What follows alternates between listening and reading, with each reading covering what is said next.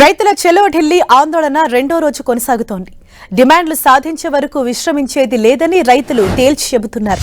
పంటల మద్దతు ధరకు చట్టబద్దత, రుణమాఫీ, విద్యుత్ సవరణ బిల్లు ఉపసంహరణ, ఉపాధి హామీ పని దినాలు 200 రోజులకు పెంచడం, రైతులకు పెన్షన్ సహా 10 డిమాండ్లతో రైతులు ఆందోళన చేపడుతున్నారు.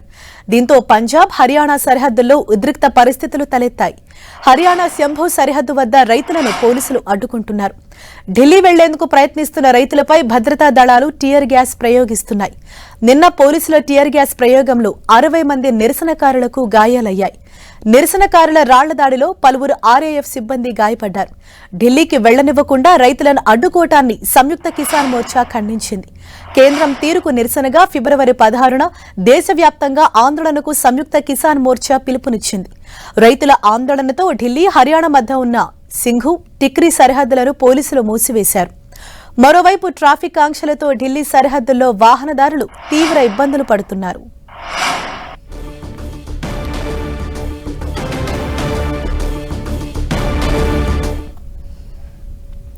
6 నెలలకు సరిపడా ఆహారం, డీజిల్, ఇతర సామాగ్రితో రైతులు ఢిల్లీ బాట పట్టారని నిఘా వర్గాలు సంచలన విషయాలు వెల్లడించారు. సుదీర్ఘ నిరసనకు సిద్ధమైన కర్షకులు తమ డిమాండ్లు సాధించుకున్నాకే తిరిగి వెనక్కి వెళ్లాలని నిర్ణయించుకున్నట్లు తెలిసింది. ఢిల్లీకి వస్తున్న రైతులు తమకు అవసరమైన సామాగ్రిని కూడా వెంట తెచ్చుకుంటున్నారు. పంజాబ్, హర్యానా నుంచి వేలాది మంది రైతులు ట్రాక్టర్లతో వచ్చారు. వందల సంఖ్యలో ట్రాక్టర్లు, ట్రాలీలు, ఇతర వాహనాలతో వచ్చారు. వాటిలో అన్నదాతలు 6 నెలలకు సరిపడా ఆహారం, ఇతర సామాగ్రిని తీసుకువస్తున్నారని తెలిపింది. ప్రభుత్వం, పోలీసులు తమ సహనానికి పరీక్ష పెట్టినా డిమాండ్లు నెరవేరే వరకు నిరసన కొనసాగిస్తామంటున్నారు రైతులు. ట్రాలీల్లో సామాగ్రినంతా తీసుకుని పంజాబ్, హర్యానా నుంచి వస్తున్నట్లు నిఘా వర్గాలు తెలిపాయి. 2020-21లో ఉద్యమించిన రైతులు పలువురు ప్రస్తుతం ఆందోళనలో పాల్గొంటున్నారు. అప్పట్లో వారు కొన్ని నెలల పాటు ఢిల్లీలో చలిని సైతం లెక్క చేయకుండా నిరసన చేపట్టారు.